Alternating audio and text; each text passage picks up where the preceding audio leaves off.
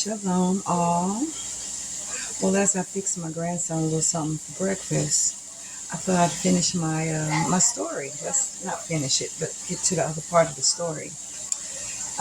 So, like I said, he was coming into the room to tell me that we were about to leave. I shared a room with Ann's boys. And like I said earlier, her boys were like my big brothers. They were trying to protect me from him. You might hear my grandson in the background. Today, I homeschool, and he doesn't have school on Fridays, but they do have social time with the class. So he's on his laptop with his class. So you might hear him in the background. But anyway, he comes into the room to tell me that we're leaving, and her boys jumped up and told him, "Get out of our room." And it seemed like he was afraid of them boys because he listened. He used to listen to them. And he said, well, I have to talk to her. Get out of our room. So Miss Ann, their mom, is out in the kitchen area because it was the kitchen and then the boys' rooms and then Ann's room. So they basically was like, get out of our room. And Ann was saying, no, he's coming to get Carla. They're leaving. And everybody's crying. Everybody's crying because it's like, no. Where is she going? Where is he taking her? I didn't know if the house was ready or not. But I knew that we had to leave there.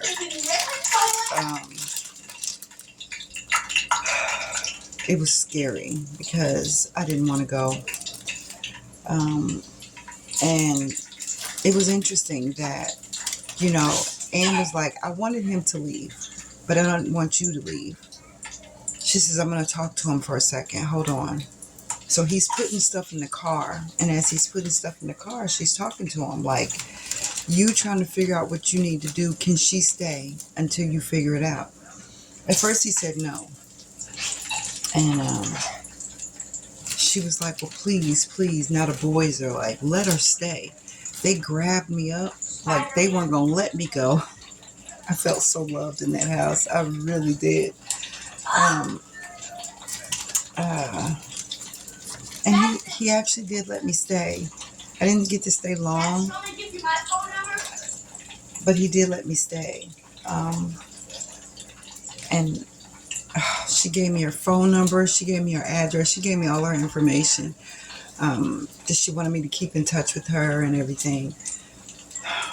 I've never felt so emotional about them before. I've never really talked about them. It was almost like I forgot about that part of the story.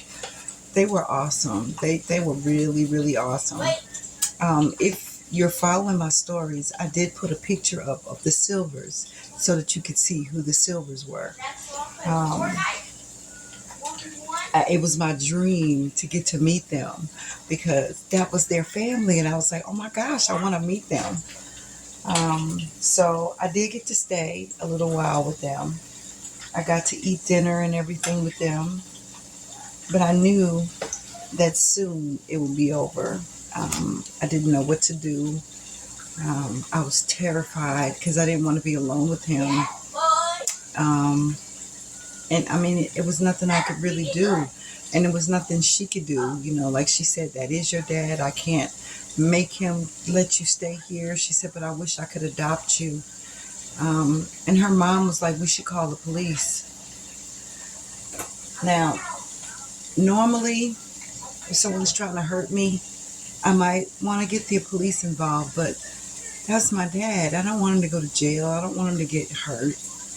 Even though he was hurting me, I didn't want that for him.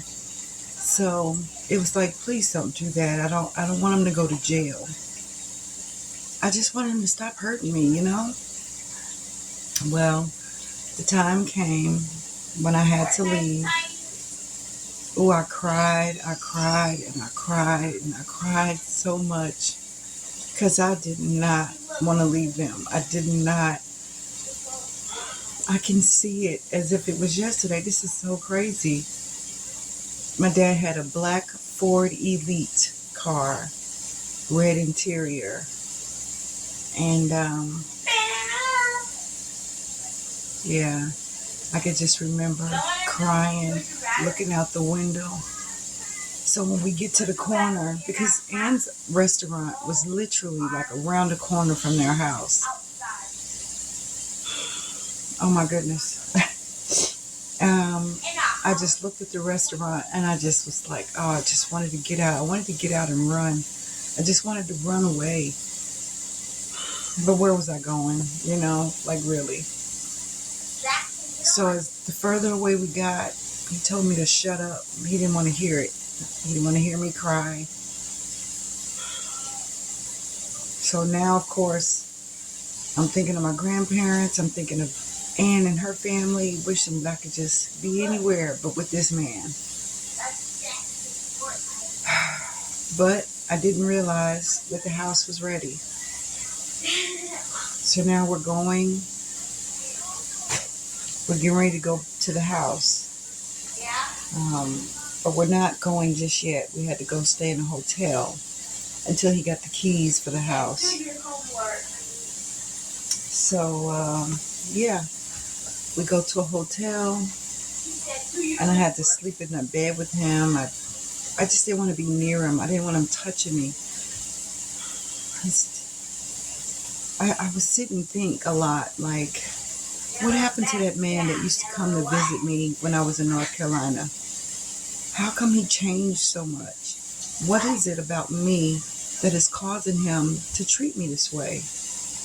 I never could make sense of it, except for it's got to be something I'm doing. It's got to be, because this is not who he was before. So I believe that's when I started feeling like this is all my fault. All of this is all my fault.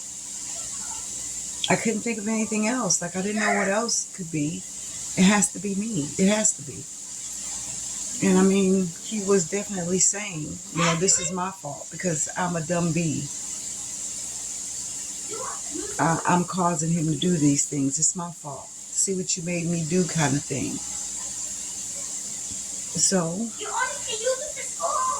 from then on until I became an adult, I felt it was my fault. Whatever went wrong, it's my fault.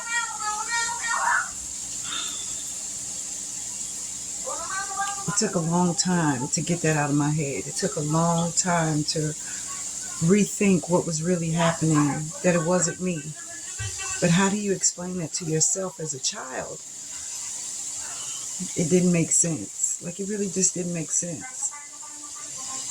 So now we're getting ready to move into this house that I picked. That I picked the furniture and I picked my own room. I don't want to go in this house. But when I get there, all the furniture that I picked is all there. Everything's there. And for a few days, everything was good. And then he had a new way of punishing me.